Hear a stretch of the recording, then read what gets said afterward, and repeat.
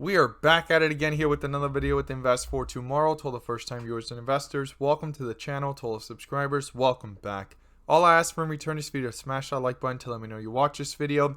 Helps out the YouTube channel and lets me know you appreciate the time and effort I put into making these videos. So here we are with Bbig. It's in a pivotal moment. We're looking at it with 42 vision here. We're going to look at the data, what it's showing recently, and how things are looking for this chart moving forward based off my opinions. But before we dive into Bbig and all the data and the charts and what 42 vision is showing, I want to share with you guys the 2 home run opportunities I mentioned this morning over at the Discord, and that's something you can become part of. Check out the link down below, and we're going to get right into it here with Bbig. The home runs of the day were spectacular. What a great way to end the week, especially on a Friday. And after the S&P 500 index has been in a downward trend for the last week, I have managed to find daily at least one home run opportunity between the weekly watch list and the daily watch list. And if that's something that interests you, I would like to invite you to join us. Check out the link down below in the description to the Discord. And by joining, you'll become part of a growing community of investors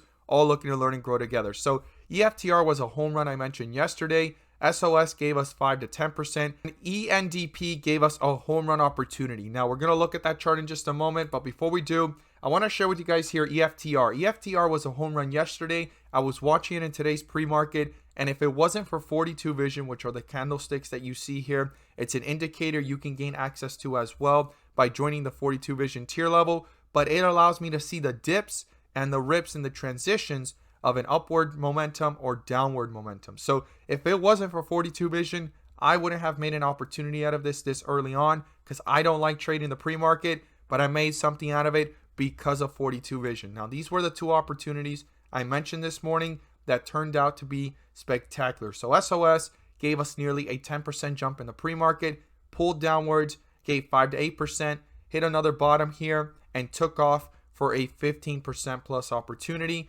And the home run of the day was ENDP. We caught this one as it was pulling downwards after running after the bell. And after pulling downwards, you could see there with 42 vision how it transitioned and how it had strength all the way up towards that highest point of 20% plus. If this is something that interests you and you want to become part of, check out the link down below, and we look forward to having you join us. Let's jump into these charts. So here we are with Bbig, and I want to start off by saying that the risk is super high at these levels, okay? And the first time I talked about Bbig was way back here on Friday, August 27th, when it was sitting in the $5 range before it took off and nearly doubled, hitting the 10s, pulling back down to the 5s, creating a second opportunity, and it doubled again, hitting the 11s, almost $12 range, fell down to the 7s, and then now it popped up, fell down to the 9s, and it's trying to pop up again, and it's going into further weakness. That right there had a lot of people today a little bit concerned in a different perspective when it comes to Bbig, because one of the biggest things that has driven a lot of investors to stay tuned on in to see what's going to happen because of the speculation that this could reach $15 to $20 if it squeezes again at these levels is because of the failed to delivered shares. Because utilization, yes, it's high, it's almost 100%, but short interest has gone down, which means some covering has happened, and that's why we've seen this whole entire move, because this would not happen alone because retail's buying. These spikes that we've seen is the shorts covering, specifically this one right here recently and this one right here. This is shorts covering. Anybody that wants to say it is not, the short data shows you it, because as days to cover get less and less, the faster the shorts can cover, which doesn't really put much pressure on them. And we're going to look at this together, because this right here was 0.38. They haven't even upgraded here the information, or better said, updated, of the short float, right? Which used to be 50%. Then it went down to the 40s. And then I assumed as we saw this go higher as the days went on, it was around 20 to 30%. And it did reach those levels. And it's currently at 27 based off this source here. And the borrow fee rate just keeps on going higher, which makes people think, well, if the borrow fee rate is going higher, shorts have to cover eventually. Well, 30% of the shorts already have covered that were actually shorts from way down here. This is what I've talked about, the shorts from down here and the shorts from around here. a lot of the utilization that you see now are probably shorts buying back up here, hoping or at least trying to put pressure to bring it down here. They're expecting that the bulls are going to get exhausted and stop fighting for it to go higher. And the only ones that will just go ahead and hand it right back to the bears in the shorts is the bulls themselves, taking profits that have been in since way down here, the $5 mark, $7 mark, and even those that have gone up here around 10 and taking profits from that small 10 to 20% jump. So it's super important to be aware of that. So when we jump back over here, yes, borrow fee rate is going higher, and the short squeeze score here is 98.27, which is pretty high. But the days to cover, guys, this has gone down dramatically. This used to be at 0.38. It went down to the 0.2s, went down to the 0.14s, 1.5, and now we're at 0.07.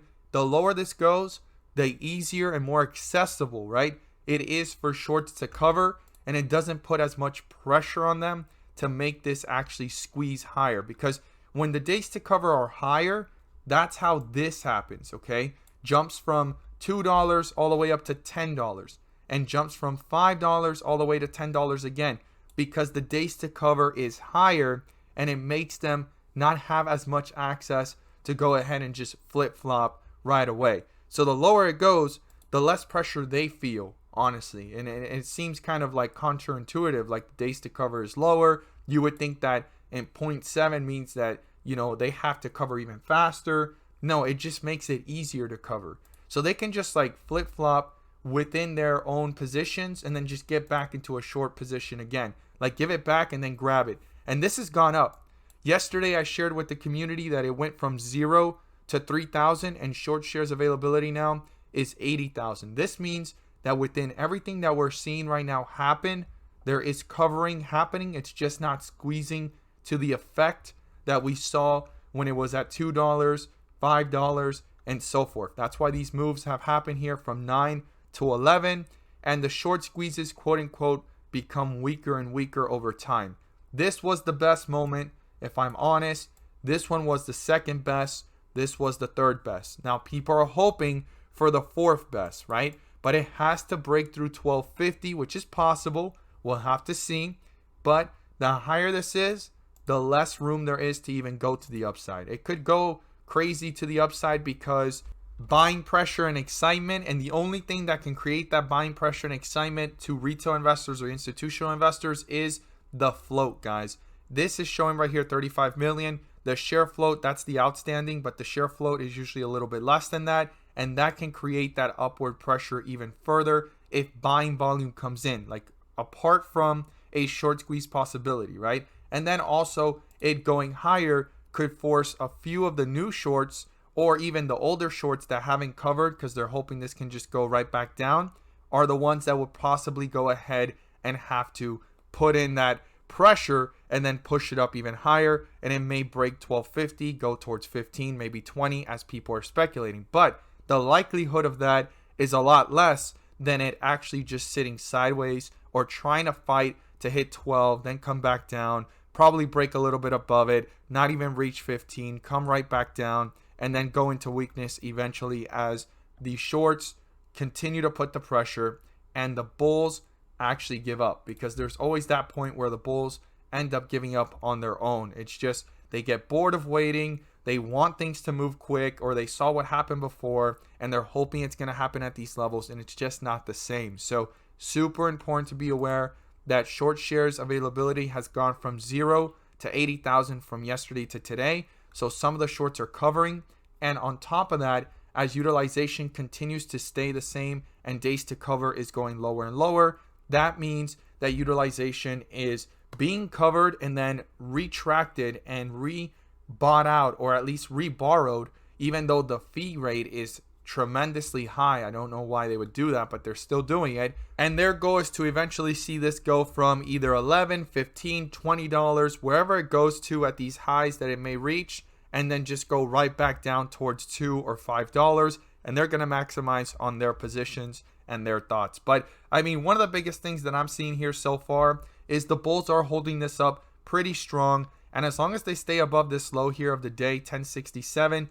that's a good sign of strength. You could see here with 42 vision how things are looking on the 30 minute. It actually has some strength of a reversal here. And if it breaks through 1065, then the next point of reference I would watch, which is the lowest point that we've seen in the last 3 days, is 962.